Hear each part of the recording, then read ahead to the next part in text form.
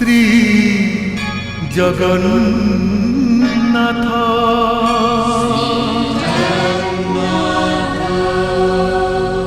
आपण ही केवल मंदिर प्रतिष्ठा दायित्व नहीं पारिबे। मो भली अकिंचन पक्षरे आपण को निमंत्रण करने धृष्टता मात्र। राजन मो निश्चय प्रतिष्ठा उत्सव योगदान करी। ब्रह्मलोक मात्र केतोटी मुहूर्त पृथ्वी पृष्ठ केतोटी जुग सहित समान। तमे एठी किछि मुहूर्त सिना अवस्थान कल किंतु तारी भितरे तमे अनेक पार्थिव वर्ष अतिक्रम कर सारी। प्रभु ताहले तमे व्यस्त होने राजा इंद्रदुम्न। स्वयं नारायण जेतेबेले चतुर्धा मृत्यु ही नीलाचल अवस्थापित होगा इच्छा प्रकाश करिसेंती तांकर इच्छा निश्चय पूर्ण हब।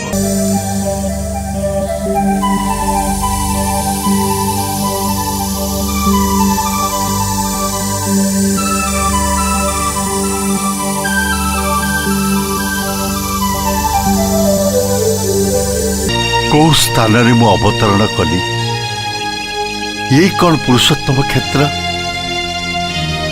बहुत दूर पर्यंत मु गढ़ी मंदिर चूड़ा देखा जाउथला। कहीं मंदिर प्रतिष्ठा पाई ब्रह्मा को निमंत्रण कर आसी। गुंडीचा गुंडीचा गुंडीचा गुंडीचा मो भीतर को जीवी ए मंदिर मु तैयारी करछि। छाड़ो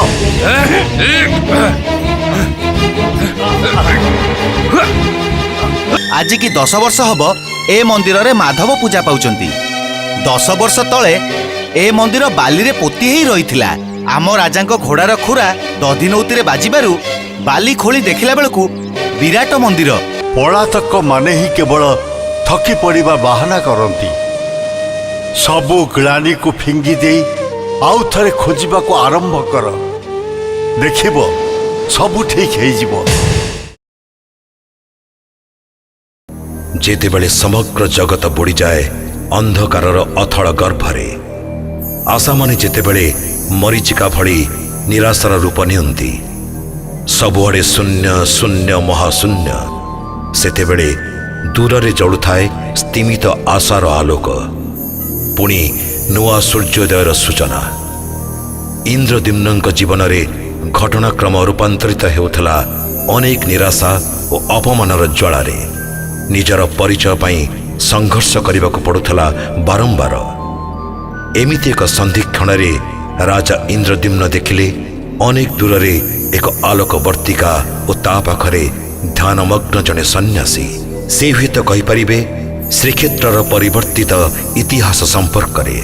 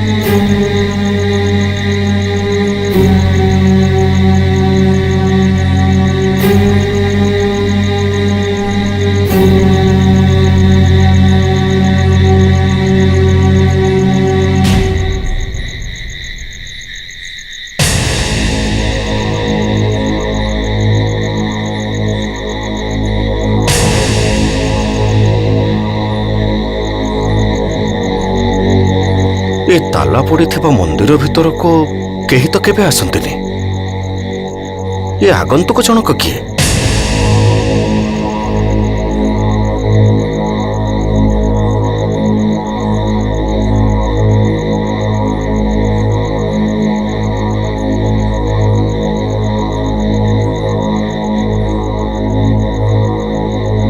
ମହାଶୟ, ଓ ମହାଶୟ। ମୁଁ ଶୋଇନାହିଁ। ଆଖି ବୁଝି ଥକି ପଡ଼ିଥିବା ଦେହଟାକୁ ଟିକେ ବିଶ୍ରାମ ଦଉଥିଲି। ଆଖି ଖୋଲିବନି?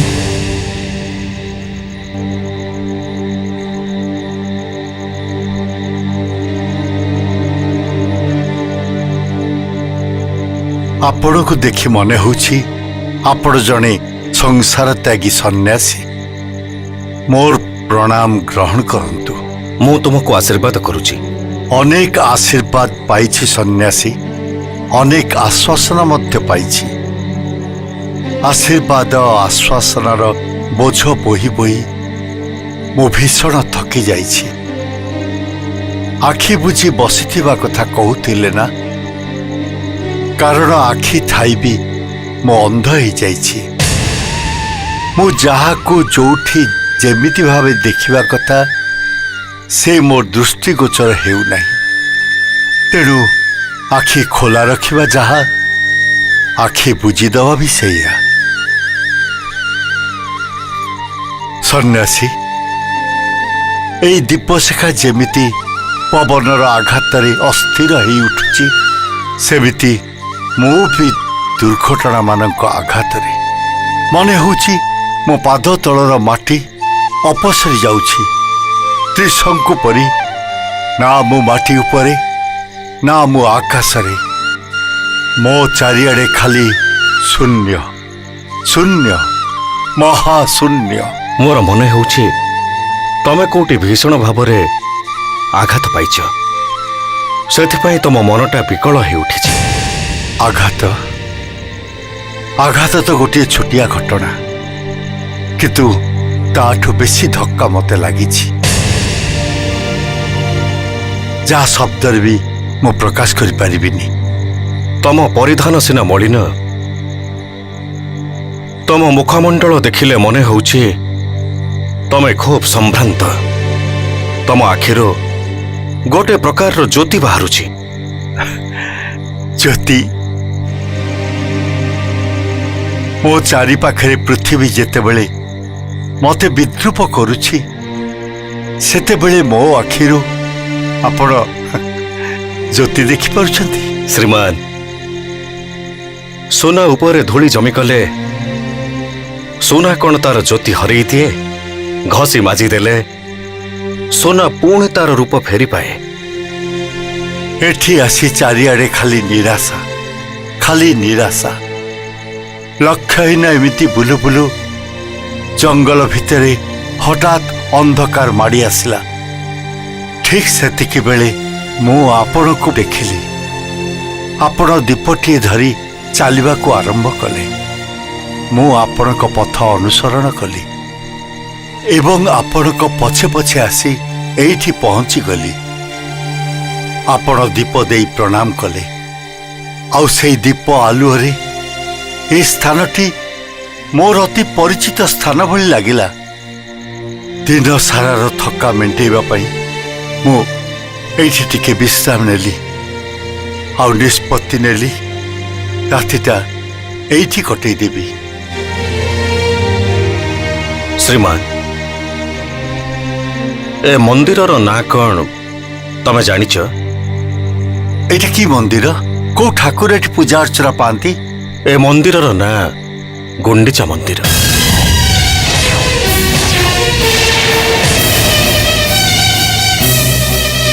ଗୁଣ୍ଡିଚା ମନ୍ଦିର? ହଁ, ଗୁଣ୍ଡିଚା ମନ୍ଦିର। ତେବେ କୋଉ ଠାକୁର ଏଠି ପୂଜା ପାଆନ୍ତି ସେ କଥା ମୁଁ ଜାଣିନି। ଏ ମନ୍ଦିରର ନାଁ ଗୁଣ୍ଡିଚା ମନ୍ଦିର କାହିଁକି ହେଲା? ସେ କଥା ବି ମୁଁ କହିପାରିବିନି। କହିପାରିବେନି, ଅଥଚ ଏଠି ଦୀପ ଜାଳୁଛନ୍ତି। ଏଠୁ ଅଳ୍ପ ଦୂରରେ ଗୋଟିଏ ମଠ ଅଛି। ସେଇ ମଠର ମହନ୍ତ ମୁଁ। ଆଜିକୁ 10 ବର୍ଷ ହେଲା ମୋର ପୂର୍ବ ମହନ୍ତଙ୍କ କଥା ଅନୁସାରେ ମୁଁ ପ୍ରତ୍ୟେକ ଦିନ ଏଠି ଦୀପ ଜାଳି ଆସୁଛି। ଆପଣଙ୍କ ପୂର୍ବ ମହନ୍ତ କ'ଣ ଆପଣଙ୍କୁ କିଛି କହିନାହାନ୍ତି? କେମିତି କହିବେ? ସିଏ ବି ଜାଣିନଥିଲେ ଏ ମନ୍ଦିର ଭିତରେ କେଉଁ ଠାକୁର ଅଛନ୍ତି, ଆଉ କାହିଁକି ଦୀପ ଜାଳୁଛନ୍ତି। ତାଙ୍କ ପୂର୍ବରୁ ଯୋଉ ମହନ୍ତ ଥିଲେ ସେ ହୁଏତ ଜାଣିଥିଲେ, କିନ୍ତୁ କିଛି କହିନଥିଲେ। ଶ୍ରୀମାନ, କିଛି ଅଲୌକିକ ଘଟଣା ପ୍ରାୟ ପ୍ରତ୍ୟେକ ଦିନ ଘଟିବାର ମୁଁ ଉପଲବ୍ଧି କରିଛି। କ'ଣ ସିଏ? କି ଅଲୌକିକ ଘଟଣା? ଶ୍ରୀମାନ, ପ୍ରତିଦିନ ସକାଳେ ଏହି ସ୍ଥାନ ପରିଷ୍କାର କରିବା ପାଇଁ ମୁଁ ଆସେ। ସେ ବି ମୋର କର୍ତ୍ତବ୍ୟ ଭିତରୁ ଗୋଟିଏ। ଏଠି ଆସି ପହଞ୍ଚିବା ମାତ୍ରେ ଅଗୁରୁ ଚନ୍ଦନର ଗନ୍ଧ, ଅନେକ ଅଜଣା ଫୁଲର ସୁଗନ୍ଧ ଏହି ମନ୍ଦିର ଭିତରୁ ଭାସି ଆସେ। ବେଳେ ବେଳେ ମଧ୍ୟରାତ୍ରରେ ଉଦ୍ଦାତ କଣ୍ଠରେ କିଛି ଶ୍ଲୋକ ମଧ୍ୟ ମୋ କାନରେ ବାଜେ। ବୁଝିପାରୁଛି, ମୁଁ ବୁଝିପାରୁଛି ମହନ୍ତ ମହାଶୟ, ମୁଁ ସବୁ ବୁଝିପାରୁଛି। ଏ ସ୍ଥାନ ମୋ ପାଇଁ ଅଚିହ୍ନା ନୁହେଁ। ଜାଣନ୍ତି, ଏ ସ୍ଥାନରେ ମୁଁ ଏକ ମହାଯଜ୍ଞର ଆୟୋଜନ କରିଥିଲି। ଏହି ସ୍ଥାନରେ ମୂର୍ତ୍ତି ଗଢ଼ା ହେଇଥିଲେ। ଯିବା ପୂର୍ବରୁ ମୁଁ ରାଣୀ ଗୁଣ୍ଡିଚାକୁ କହିଥିଲି ମୂର୍ତ୍ତିମାନଙ୍କ ସୁରକ୍ଷା ପାଇଁ ମନ୍ଦିରଟିଏ ନିର୍ମାଣ କରିବାକୁ। ରାଣୀ ଗୁଣ୍ଡିଚା ମୋ କଥା ରକ୍ଷା କରିଛନ୍ତି। ମହନ୍ତ ମହାଶୟ, ଏ ତାଳାର କଞ୍ଚିକାଠି ଆପଣଙ୍କ ପାଖରେ ଅଛି? ନା ଶ୍ରୀମାନ, ପୂର୍ବ ମହନ୍ତ ମହାସମାଧି ଲାଭ କଲା ପରେ ମୁଁ ସାରା ମଠଟାକୁ ତନ୍ନ ତନ୍ନ କରି ଖୋଜିଛି, କିନ୍ତୁ କଞ୍ଚିକାଠି ମୁଁ କୋଉଠି ପାଇଲିନି। ମହନ୍ତ ମହାଶୟ, ଆପଣ ଜାଣିବାକୁ ଚାହାନ୍ତି ଏ ମନ୍ଦିର ଭିତରେ କିଏ ବିରାଜମାନ କରୁଛନ୍ତି? କିଏ ବିରାଜମାନ କରୁଛନ୍ତି? କିଏ ଅଛନ୍ତି ଏଠି? ଦେବତା ମାନଙ୍କର ଦେବତା, ସୃଷ୍ଟି ସ୍ଥିତି ପ୍ରଳୟର ଏକମାତ୍ର କର୍ତ୍ତା, ବିଶ୍ୱ ନିୟନ୍ତା ପ୍ରଭୁ ଜଗନ୍ନାଥ, ପ୍ରଭୁ ବଳଭଦ୍ର ଆଉ ମାତା ସୁଭଦ୍ରା।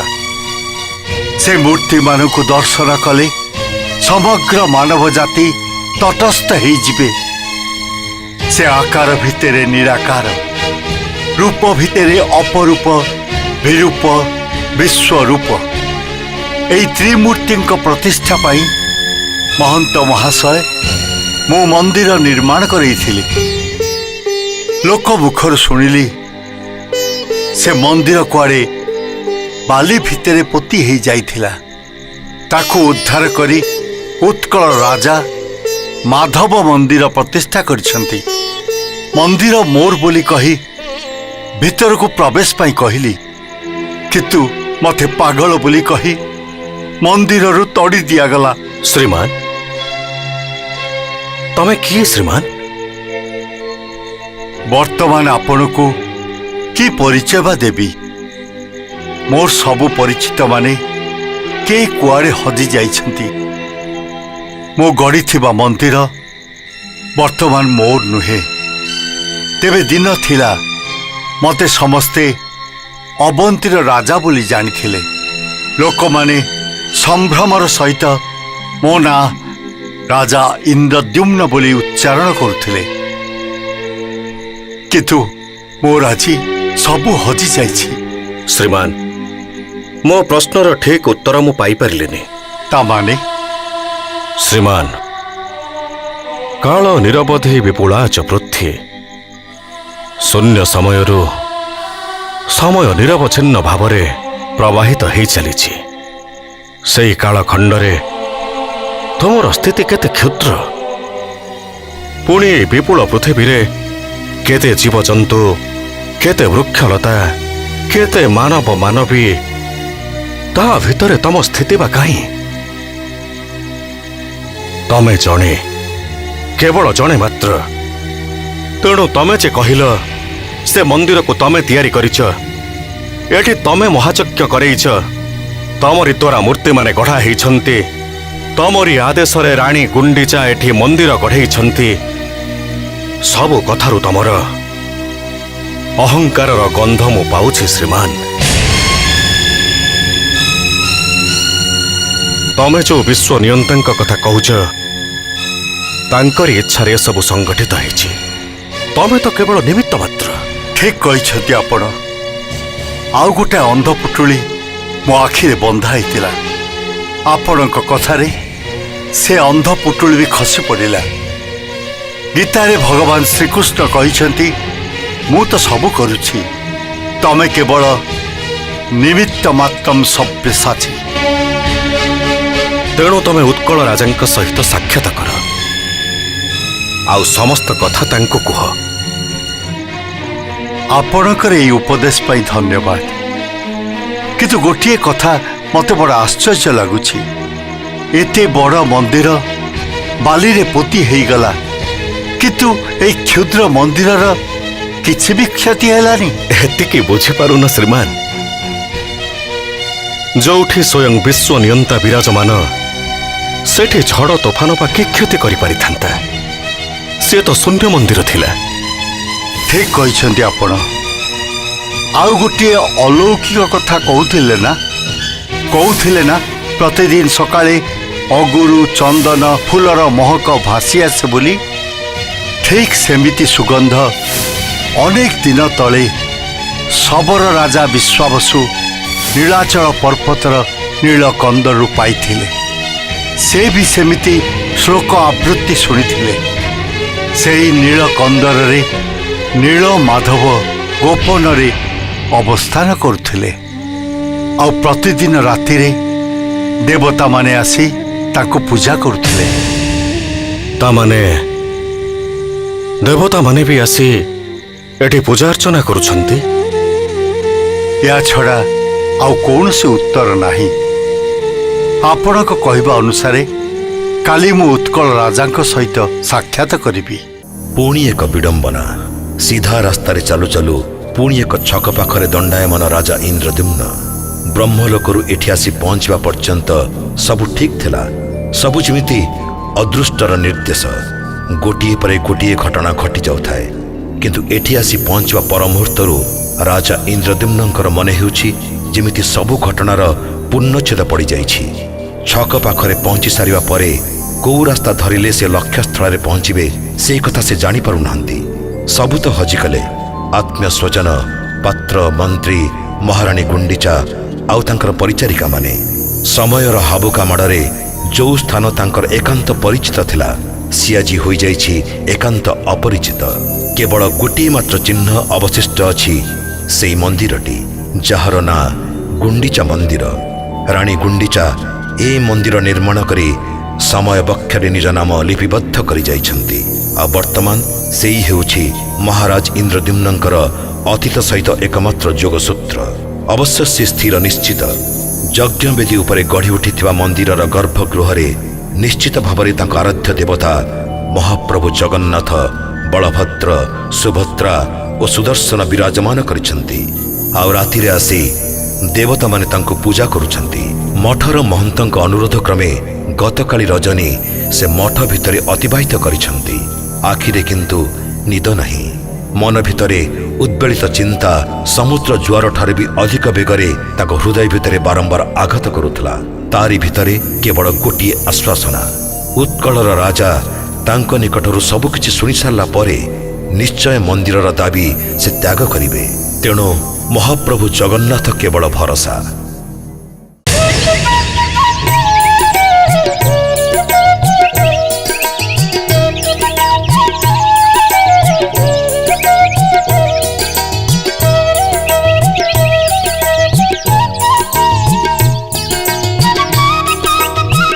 ପ୍ରଣାମ ମହନ୍ତ ମହାଶୟ। ସର୍ବରିଷ୍ଟ ଶାନ୍ତି ଭବତୁ।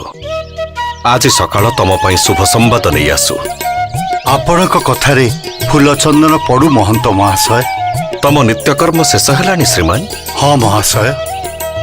ମୁଁ ଯାଇଥିଲି ଗୁଣ୍ଡିଚା ମନ୍ଦିରରୁ ଦୀପ ଆଣିବାକୁ। ମନ୍ଦିର ଚାରିପାଖରେ ଆଜି ବି ସେଇ ସୁଗନ୍ଧ। ଆଜି ସେ ସୁଗନ୍ଧ ଆହୁରି ବେଶୀ ପ୍ରଖର, ଆହୁରି ବେଶୀ ସୁବାସିତ। ମହନ୍ତ ମହାଶୟ, ଯୋଉ ସୁବାସ କେବଳ ଆପଣ ଆଘ୍ରାଣ କରି ଆସୁଛନ୍ତି, ମୁଁ ଚାହିଁଥିଲି ସାରା ଜଗତରେ ସେ ସୁବାସ ବିଞ୍ଚି ହେଇଯାଉ, ସମସ୍ତଙ୍କ ହୃଦୟ ସୁବାସିତ ହେଇ ଉଠୁ। ପ୍ରଭୁ ଜଗନ୍ନାଥଙ୍କ ଦର୍ଶନରେ ପ୍ରତ୍ୟେକ ନିପୀଡ଼ିତ ମାନବର ଇହକାଳ ପରକାଳ ସବୁ ଧନ୍ୟ ହେଇଯାଉ। ଯିବ, ନିଶ୍ଚୟ ଯିବ ଶ୍ରୀମାନ। ତମ କଥା ଶୁଣିବା ମାତ୍ରେ ମୋର ହୃଦବୋଧ ହେଇଛି ଜଗତର କଲ୍ୟାଣ ପାଇଁ ଜଗତର ନାଥ ଜଗନ୍ନାଥ ଆବିର୍ଭୂତ ହେଇଛନ୍ତି। ତମର ଆଜିର କାର୍ଯ୍ୟକ୍ରମ କ'ଣ ଶ୍ରୀମାନ? ମୁଁ ଉତ୍କଳ ରାଜାଙ୍କ ସହିତ ସାକ୍ଷାତ କରିବାକୁ ବାହାରିଛି। ଏମିତି ଯିବ ଏଇ ଛିନ୍ନ ମଳିନ ବେଶରେ? ମହନ୍ତ ମହାଶୟ, ଆପଣ ଜ୍ଞାନୀ ବିବେକୀ, ଆପଣ କୁହନ୍ତୁ ମଣିଷର ପରିଚୟ କ'ଣ ତା ରୂପସଜ୍ଜାରେ ଥାଏ? ମୋ ଅନ୍ତର ଭିତରେ ତ ରାଜାଧିରାଜ ଜଗନ୍ନାଥ ବିଜେ କରିଛନ୍ତି। ମୁଁ ତାଙ୍କର ଦିନହୀନ ସେବକ ମାତ୍ର। ବେଶଭୂଷାରୁ ମୋତେ କ'ଣ ବା ମିଳିବ? ମୁଁ ଚାଲିଲି ମହନ୍ତ ମହାଶୟ, ଆଶୀର୍ବାଦ କରନ୍ତୁ ମୋର ସାକ୍ଷାତ ଯେମିତି ସଫଳ ହୁଏ। ମୁଁ ତୁମକୁ ଆଶୀର୍ବାଦ କରୁଛି ଶ୍ରୀମାନ, ତୁମର ଯାତ୍ରା ସଫଳ ହଉ। ଯାଅ।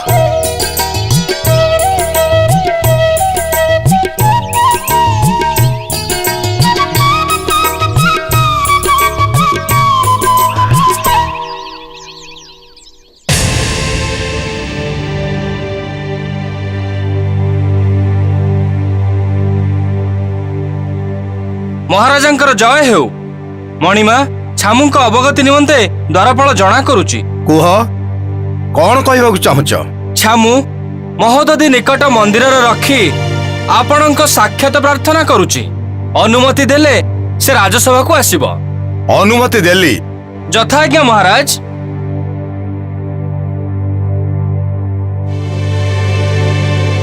ହଠାତ୍ ମନ୍ଦିର ରଖି କ'ଣ କିଛି ଅଘଟଣ ଘଟିଲା?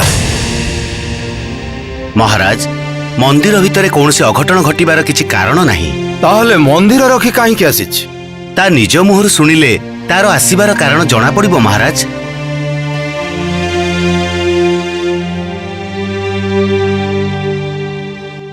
ମହାରାଜାଙ୍କର ଜୟ ହେଉ।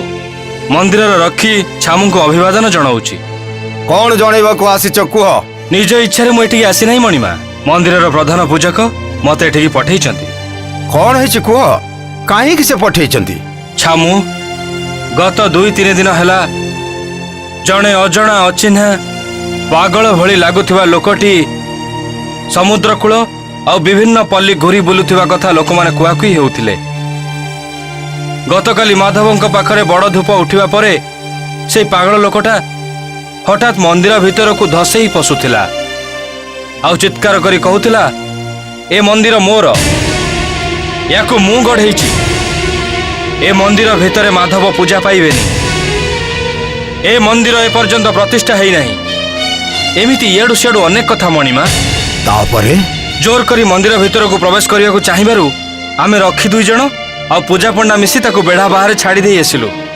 ମନ୍ଦିର ଆବିଷ୍କାର ହେବା ପରଠୁ ଆଜି ପର୍ଯ୍ୟନ୍ତ ତ ଏମିତି ଘଟଣା କେବେ ଶୁଣାଯାଇ ନଥିଲା। ସେ ପାଗଳ ତାପରେ ମନ୍ଦିର ଭିତରକୁ ପଶିବାକୁ ଚେଷ୍ଟା କରିନି? ନା ଛାମୁ, ତାପରେ ସେଇ ଲୋକଟା କୁଆଡେ ଯେ ଚାଲିଗଲା, ଆଜି ସକାଳୁ ମୁଁ ଆସିବା ପର୍ଯ୍ୟନ୍ତ ତାର କୌଣସି ସନ୍ଧାନ ନଥିଲା। ମହାରାଜାଙ୍କର ଜୟ ହେଉ। ମଣିମା, ଶୁଣିବା ହେଉ। ଆଉ ଜଣେ ଲୋକ ଆପଣଙ୍କୁ ଦେଖା କରିବା ପାଇଁ ଅନୁମତି ପ୍ରାର୍ଥନା କରୁଛି।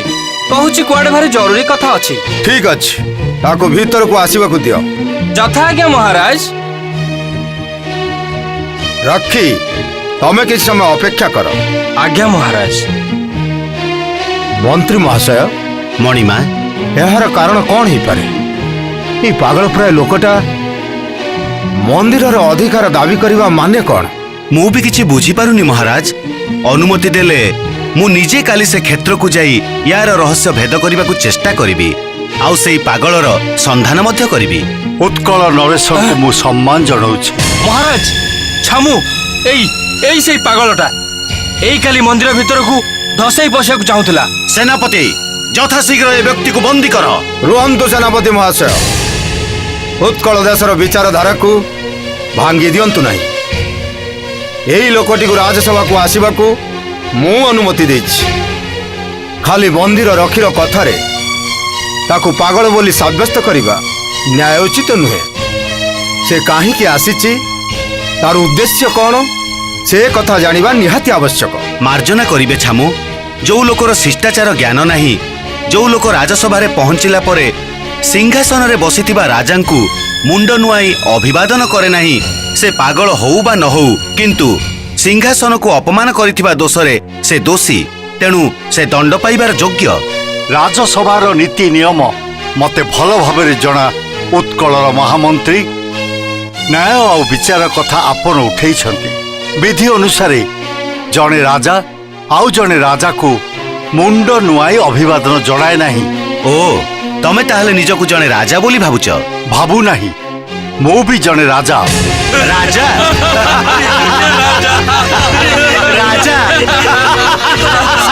नीरव रुहंतु। अवश्य एक कथा सत जे एई मुहूर्त रे निजकु राजा बोली साब्यस्त करिवार कौनसी लक्षण मो पाखरे नाही। ना अछि मो मस्तक राज मुकुट, ना अछि मो देहरे राज सुलभ बेश परिपाटी। मु आज एकांत निस्व, धक्का खाई खाई मु आज जंत्रणा जर्जरित। तथापि तथापि अतीत रे जड़े राजा थिली। विश्वास नहेले भी तथापि मु स्वीकार कली जे तमे जने राजा थिल। हुए तो शत्रु मानक आक्रमण रे तमे राज्य हरे चारिआडे घूरी बुलुछ। एबे कुह मु तुमको किभଳି साहाय्य करि पारे? तमे काहे कि मो प्रतिष्ठित माधव मंदिर रे बलपूर्वक प्रवेश करिथिल? तमे किए? ए सब करिवार कारण कोन? उत्कलाधीश, मते देखि आपण जेतिके विस्मित होउछंती, आपण देखि मु ठीक सेतिके विस्मित होउची। कारण मु जहां को उत्कल अधिपति बोली जानिथिली, जहां सहित मोर परम बंधुता थिला, जहां को ए सब प्रश्नर उत्तर दबार आवश्यकता नथिला, से आपण नुहंती। ताहले मते भी कोन तम आगरे प्रमाण करबा को पड़िबो जे मु उत्कलर राजा? ना, से प्रमाण आवश्यकता नहीं। कारण आपण एबे उत्कल सिंहासन आरोहण करिसेंती। किंतु विश्वास करंतु, मु जहां को राजा बोली जानिथिली, से आपण नुहंती। ताहले तमे जहा को जानिथिल से किए? तांकर नाम कोन थिला? तांको नाम थिला चंद्रमाधव। सीए तमर बंधु थिले? हाँ, परम बंधु थिले। उत्कल भूमि रे पाद देवा मात्रे से महा आडंबर रे मते एई राजसभा को आमंत्रण करी आनी थिले। ताहले राजा चंद्रमाधव तमर परम बंधु थिले? हाँ। सीए कोन तमर समवयस्क? हाँ, प्राय समवयस्क।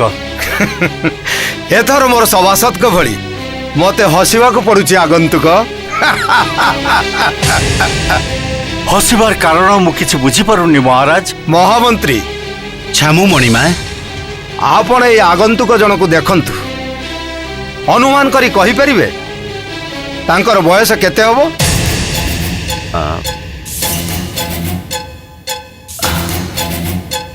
मणिमा 5-7 वर्ष एपट सेपट हेई पारे, किंतु ए लोकटीर बयस 50 ରୁ 60 वर्ष भितर हबो। सतरे आगंतुक, तमे जे जने पागल से कथा मु बुझी पारुछि। मते पागल बोली आख्या देबार कारण मु किछि बुझी पारुनी उत्कल नरेश। राजा चंद्रमाधव किए जानती? किए? से मोर पितामह। आउ आज 80 वर्ष तले से दिवंगत।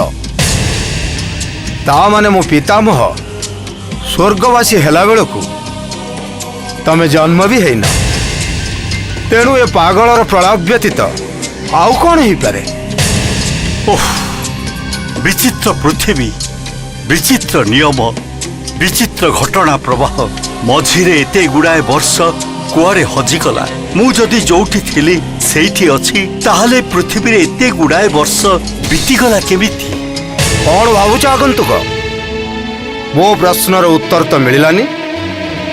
मु तुमको पचारि मंदिर भीतर को प्रवेश करी तमे से मंदिर को निजर बोली काहे दाबी करुथिल? महाराज, ए परिवर्तित परिस्थिति रे मोर दाबी करिबार अधिकार मु हजेई सारिछि। किंतु आपण राजा, निश्चित भावरे न्यायपरायण। तेणु आपण निकटरे मोर किछि गुहारी करिबार अछि। ହୁଏତ ଆପଣଙ୍କୁ ତା ବିସ୍ମିତ କରିପାରେ, ବିରକ୍ତ ବି କରିପାରେ। କୁହ, କଣ ଗୁହାରି କରିବ?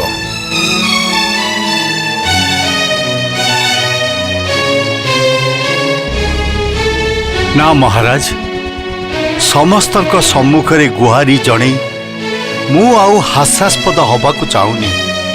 ମୋର ଏତିକି ପ୍ରାର୍ଥନା, କିଛି ସମୟ ପାଇଁ ଏକାନ୍ତରେ ଆପଣଙ୍କ ସହିତ କଥାବାର୍ତ୍ତା ହବାର ସୁଯୋଗ ମୋତେ ଦିଅନ୍ତୁ। ଛାମୁ ମଣିମା, ତା ସାଙ୍ଗରେ ଏକାନ୍ତରେ କଥା ହେବାକୁ ଅନୁମତି ଦିଅନ୍ତୁ ନାହିଁ। ଗୋଟାଏ ପାଗଳ ଲୋକକୁ ବିଶ୍ୱାସ କରାଯାଇ ନପାରେ। ମନ୍ତ୍ରୀ ମହାଶୟ, ପ୍ରଜାର ପ୍ରାର୍ଥନା ପୂରଣ କରିବା ରାଜାର ଧର୍ମ। କିନ୍ତୁ ଇଏ ତ ରାଜ୍ୟର କେହି ନୁହେଁ, ଅନ୍ୟ କୁଆଡୁ ଆସି ଏଠି ହଠାତ୍ ଗୋଟେ ନାଟକ ଆରମ୍ଭ କରିଦେଇଛି। କିଏ କହିପାରେ ୟା ମନ ଭିତରେ କଣ ଅଛି? ଅନ୍ତରର କଥା ଅନ୍ତର୍ଯ୍ୟାମୀ ଜାଣିବେ, କିନ୍ତୁ ରାଜା ହିସାବରେ ନ୍ୟାୟ ଦେବା ଦାୟିତ୍ୱ ମୋର। ତେଣୁ ମୋ ମନ୍ତ୍ରଣା କକ୍ଷରେ ଏ ଲୋକ ସହିତ ସାକ୍ଷାତ କରିବାର ଅନୁମତି ମୁଁ ଦେଲି।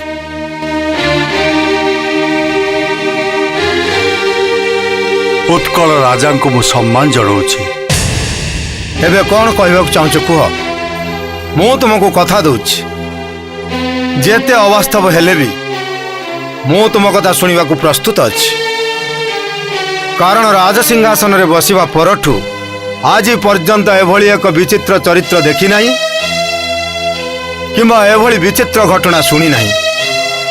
ମୁଁ ତୁମକୁ ଆଶ୍ୱାସନା ଦେଇପାରେ ଯେ ତୁମେ ଆଉ ହାସ୍ୟାସ୍ପଦ ହବ ନାହିଁ। ମହାରାଜ, ଅବନ୍ତୀ ବୋଲି ଗୋଟେ ରାଜ୍ୟ ଅଛି, ଆପଣ ଜାଣିଛନ୍ତି? ହଁ, ଜାଣିଛି। ସେଇ ଅବନ୍ତୀ ରାଜ୍ୟର ରାଜା ଇନ୍ଦ୍ରଦ୍ୟୁମ୍ନଙ୍କ କଥା ଜାଣିଛନ୍ତି? ନା, ଜାଣିନି। ମୁଁ ସେଇ ଅବନ୍ତୀ ରାଜ୍ୟର ରାଜା ଇନ୍ଦ୍ରଦ୍ୟୁମ୍ନ। ବିଶ୍ୱାସ ନହେଲେ ବି ମୁଁ ତୁମ କଥା ଗ୍ରହଣ କରିନେଲି। ମହାରାଜ, ବର୍ତ୍ତମାନ ମୋ ବିଶ୍ୱାସରେ ସନ୍ଦେହ ପ୍ରବେଶ କରିଯାଇଛି। କାରଣ ବର୍ଷ, ମାସ, ଦିନର ଗଣନା ମୋ ପାଖରେ ବର୍ତ୍ତମାନ ନାହିଁ। ସେଇଟା ମୋ ପାଖରେ ଅବାନ୍ତର ହେଇ ଉଠିଛି। ତେଣୁ ସମୟର ନିର୍ଦ୍ଦେଶ ଆପଣଙ୍କୁ ନ ଦେଇ ସମୁଦାୟ ଘଟଣା ମୁଁ ଆପଣଙ୍କ ପାଖରେ ବର୍ଣ୍ଣନା କରୁଛି।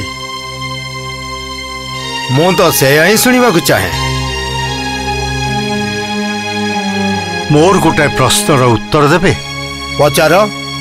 ଯୋଉ କ୍ଷେତ୍ରରେ ଆପଣ ମନ୍ଦିର ଆବିଷ୍କାର କଲେ ଏବଂ ମାଧବ ମୂର୍ତ୍ତି ପ୍ରତିଷ୍ଠା କଲେ, ସେହି ଅଞ୍ଚଳରେ ନୀଳାଚଳ ନାମକ ଏକ ପର୍ବତ ଥିଲା। ସେହି ପର୍ବତର ନୀଳକନ୍ଦରରେ ମହାପ୍ରଭୁ ନୀଳମାଧବ ଶବର ରାଜ ବିଶ୍ୱାବସୁଙ୍କ ଦ୍ୱାରା ପୂଜିତ ହେଉଥିଲେ। ଏକଥା ଆପଣ ଜାଣନ୍ତି? ଜାଣିନଥିଲି, କିନ୍ତୁ ବାଲି ଭିତରେ ପୋତି ହୋଇଯାଇଥିବା ଶୂନ୍ୟ ମନ୍ଦିର ଆବିଷ୍କାର କଲା ପରେ ତା ବିଷୟରେ ଅଧିକ ଜାଣିବା ପାଇଁ ଆମ ଗ୍ରନ୍ଥାଗାରର ସମସ୍ତ ଗ୍ରନ୍ଥ ମୁଁ ଅଧ୍ୟୟନ କରିଥିଲି। ସେଥିରୁ ମୁଁ ଜାଣିଲି ସେଠି ପୂଜା ପାଉଥିବା ନୀଳମାଧବ ମୂର୍ତ୍ତି କୌଣସି ଏକ ରହସ୍ୟମୟ କାରଣରୁ ହଠାତ୍ ଅନ୍ତର୍ଧ୍ୟାନ ହେଇଗଲେ। ଆଉ ସେହି ଅନ୍ତର୍ଧ୍ୟାନ ହେବାର ଅବ୍ୟବହିତ ପୂର୍ବରୁ ମୋର କାହାଣୀ ଆରମ୍ଭ। ରାଜା ଅବନ୍ତୀରେ ଥିଲାବେଳେ ମୁଁ ଜାଣିବାକୁ ପାଇଲି, ପ୍ରଳୟ ପରେ ସେ ବିଷ୍ଣୁ ନୀଳମାଧବ ରୂପରେ ଅତ୍ୟନ୍ତ ଗୋପନରେ ପୂଜା ପାଉଛନ୍ତି। ମୁଁ ମୋର ଅଧୀନସ୍ଥ କର୍ମଚାରୀମାନଙ୍କୁ ଏହି ଜମ୍ବୁଦ୍ୱୀପ ଭାରତବର୍ଷର ଚତୁର୍ଦିଗକୁ ପ୍ରେରଣ କଲି ନୀଳମାଧବଙ୍କ ସନ୍ଧାନ ପାଇଁ। ସମସ୍ତେ ନିରାଶ ହେଇ ଫେରି ଆସିଲେ, କିନ୍ତୁ ମୋର ପରମ ବିଶ୍ୱସ୍ତ କର୍ମଚାରୀ ଆଚାର୍ଯ୍ୟ ବିଦ୍ୟାପତି ନିର୍ଦ୍ଦିଷ୍ଟ ସମୟରେ ଫେରିଲେ ନାହିଁ। ସେ ଖୋଜି ଖୋଜି ଆସି ନୀଳଗିରି ପର୍ବତର ପାଦଦେଶରେ ପହଞ୍ଚିଲେ। ପାଦଦେଶରେ ଏକ କ୍ଷୁଦ୍ର ଶବରପଲ୍ଲୀ ଥିଲା। ଶବର ରାଜ ବିଶ୍ୱାବସୁ ଅତି ଗୋପନରେ ନୀଳମାଧବଙ୍କୁ ପୂଜା କରୁଥିଲେ। ତାଙ୍କରି କନ୍ୟା ଲଳିତାଙ୍କୁ ବିବାହ କରି ସେ ନୀଳମାଧବଙ୍କୁ ଦର୍ଶନ କଲେ, ଆଉ ସେଇ ସମ୍ବାଦ ନେଇ ଅବନ୍ତୀରେ ପହଞ୍ଚିଲେ। ତାପରେ କଣ ହେଲା? ପ୍ରଭୁ ନୀଳମାଧବଙ୍କ ଦର୍ଶନ ପାଇଁ ମୁଁ ମୋ ପତ୍ନୀ ରାଣୀ ଗୁଣ୍ଡିଚା, ବିଦ୍ୟାପତି, ଅନ୍ୟାନ୍ୟ ପାତ୍ରମନ୍ତ୍ରୀ ଏବଂ କିଛି ଉତ୍ସାହୀ ପ୍ରଜାମାନଙ୍କୁ ଧରି ମୁଁ ଏହି ଉତ୍କଳରେ ପଦାର୍ପଣ କଲି। ଆପଣଙ୍କ ପିତାମହ ମୋତେ ସମ୍ବର୍ଦ୍ଧିତ କଲେ, କିନ୍ତୁ ନୀଳାଚଳ ପର୍ବତରେ ପହଞ୍ଚି ଦେଖିଲି ପ୍ରଭୁ ନୀଳମାଧବ ଅନ୍ତର୍ଧାନ। ମୁଁ ପୁରାପୁରି ଭାଙ୍ଗି ପଡ଼ିଲି। ସେତିକିବେଳେ ମୋତେ ଆଦେଶ ମିଳିଲା ଏକ ମହାଯଜ୍ଞର ଅନୁଷ୍ଠାନ କରିବା ପାଇଁ। ମହାଯଜ୍ଞର ପୂର୍ଣ୍ଣାହୁତି ଦିନ ସମୁଦ୍ରରେ ଭାସି ଭାସି ଆସି ମହୋଦଧି କୂଳ ବାଙ୍କି ମୁହାଣରେ ମହାଦାରୁ ଲାଗିଲେ। ମହାଦାରୁର ସର୍ବାଙ୍ଗରେ ଶଙ୍ଖ, ଚକ୍ର, ଗଦା, ପଦ୍ମର ଚିହ୍ନ ଥିଲା। ସେଇ ମହାଦାରୁରେ ମୂର୍ତ୍ତି ଗଠନ ପାଇଁ ମୋତେ ଆଦେଶ ମିଳିଲା। ବିନ୍ଧାଣୀମାନେ ଯେତେ ଚେଷ୍ଟା କଲେ ବି ମୂର୍ତ୍ତି ଗଠନ କରିପାରିଲେ ନାହିଁ। ଶେଷରେ ସ୍ୱୟଂ ବିଷ୍ଣୁ ବୃଦ୍ଧ ଅନନ୍ତ ମହାରଣା ରୂପରେ ଆସି ନିଜ ହାତରେ ଚତୁର୍ଦ୍ଧା ମୂର୍ତ୍ତି ଗଠନ କରି ଦେଇଗଲେ। ସେଇ ଚତୁର୍ଦ୍ଧା ମୂର୍ତ୍ତି ହେଉଛନ୍ତି ଶ୍ରୀ ଜଗନ୍ନାଥ, ବଳଭଦ୍ର, ସୁଭଦ୍ରା ଏବଂ ସୁଦର୍ଶନ। ତାହେଲେ ସେ ମୂର୍ତ୍ତିମାନେ କାହାନ୍ତି? ଆପଣଙ୍କ ରାଜ୍ୟ ଯେତେବେଳେ ନିଶ୍ଚୟ ମହୋଦଧି କୂଳରେ ଥିବା ଗୁଣ୍ଡିଚା ମନ୍ଦିର ନାଁ ଶୁଣିଥିବେ। ଶୁଣିଛି, ଏକଥା ବି ଶୁଣିଛି ସେ ମନ୍ଦିରର ଦ୍ୱାରରେ ଏକ ବୃହତ୍ ତାଲା ଦିଆଯାଇଛି। କେବଳ ସନ୍ଧ୍ୟା ହେଲେ ପାଖରେ ଥିବା ଗୋଟେ ମଠର ମହନ୍ତ ପ୍ରତିଦିନ ଆସି ମନ୍ଦିର ସମ୍ମୁଖରେ ଦୀପଟିଏ ଜାଳି ଦେଇ ଯାଆନ୍ତି। ସେଇଠି ଅଛି ମହାଯଜ୍ଞର ବେଦୀ।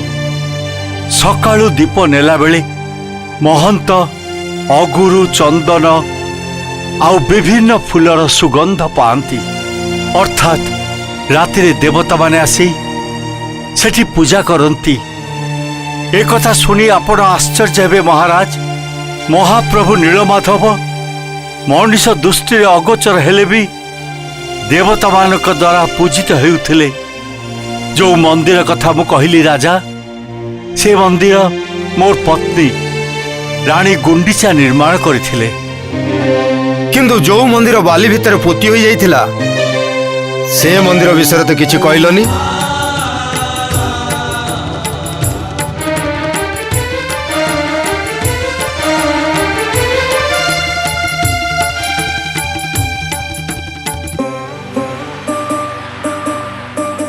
জগতর নাথ